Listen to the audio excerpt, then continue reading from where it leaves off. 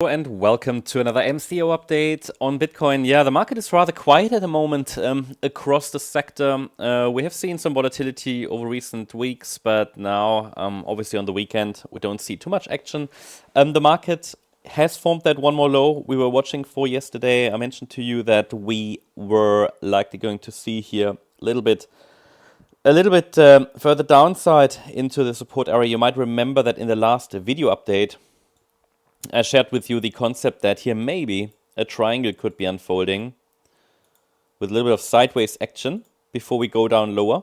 But actually it took the direct path. Okay, but again, the triangle would have just filled in this consolidation pattern a bit more before we then would have seen one more low. The good news with a triangle, or the good thing about a triangle, is that typically the next move down is the last one.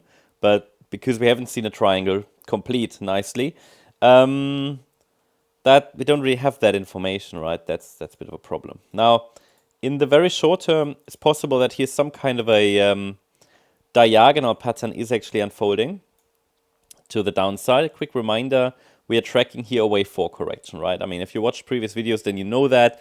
For the larger time frame, I guess tomorrow or so, or if anything exciting happens, we're going to take a look at the daily chart again. But for now, the shorter time frame analysis should be sufficient.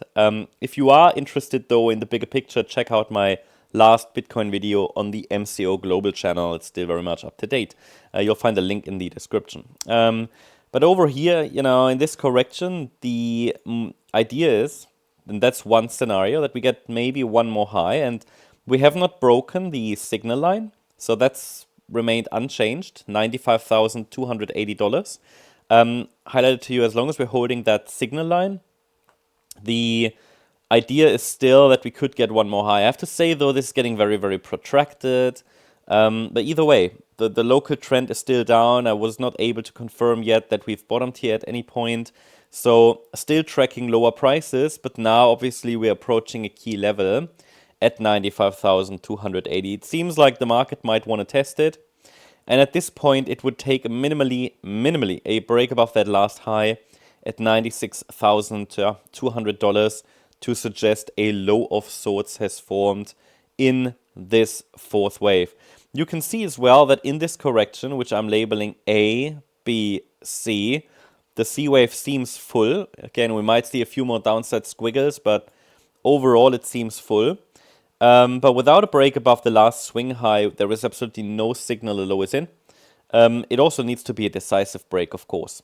But you can also see that the structure of the decline seems to be changing. So we have a wave 1, a wave 2, fairly aggressive third wave, fourth wave, and then this is getting choppy. 1, 2, 3, 4, 5. Looks a bit like an ending diagonal in this wave 5 of C of circle wave 4. So structure seems to be changing. That's often what happens towards the end of such a decline. But obviously this is just something to watch. Can't promise until we see here a little bit more of, let's say a reaction by the bulls. Let's see if we can draw a trend line here that kind of makes sense. Yeah, maybe this one. It's only a small trend line here, like a descending trend line that could also act as a kind of breakout signal if we break above it. But as I said, we need to watch that last swing high there. And then, okay, question might be, what happens if we break below that upper support here, 95,280? Should we do that and it's not completely unrealistic, then the focus will shift to this support zone, 93,073 to 94,886. I've added that today because this is obviously getting quite protracted. And it could be, as you know, if you watch previous videos, that this wave 4, larger degree, is still unfolding. A wave down.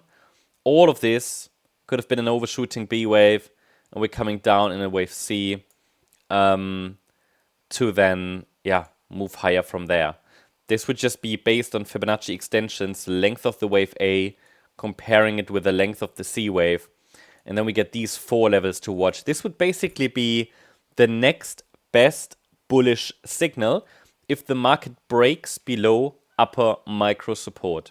Okay, so it's just the next stage of support, the next zone of support to watch. If we also break below this zone, it becomes more and more probable that a more substantial top has already formed, and the price could technically go down as much as 78,867. Not saying it will, but this would then be support for yellow wave B. That would basically mean that the entire rally from the swing low that formed on the 7th of April is over. Well, not the entire rally maybe, but you know, the direct move up in what we have tracked as 5-wave move up in an A wave. That could already be over. But as you can see, at the moment, even in this scenario, one more high would actually be possible. So I'm just watching how the market reacts to these. This is definitely not an easy area to track. As you see, it's so overlapping, so corrective, so choppy.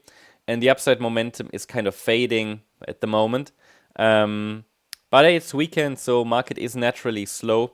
We'll see how today, and the focus needs to be on how the market reacts to upper micro support. If we can't here, then the next zone comes into focus. Yeah, and at the moment the short-term trend is down. Short-term pressure seems downward anyway. So until we see a reaction above that trend line and the last swing high, pressure remains downward. But this is now a key spot, and the reaction here could really pave the way for the developments of next week, setting the parameters. Yeah, depending on which scenario is playing out, it will probably have some implications for all of next week. That's the update on Bitcoin. Hope you liked the update. If you did, please hit the like button, leave a comment, and subscribe. And if you really like the content, then please check out the channel membership.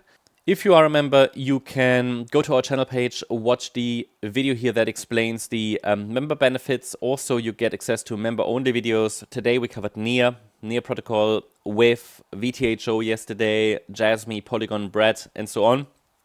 So you get lots of other coins that we don't normally cover in public here on YouTube. In addition to that, today we've got our member live stream at 5 p.m. UTC. So if you have any requests, you can normally communicate them in the stream. There are typically 40 coins or so we cover in those member live streams, again at 5 p.m. UTC. So that would be the best time to ask questions so we can connect or to put your requests in.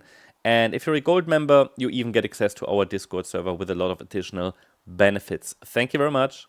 Bye-bye.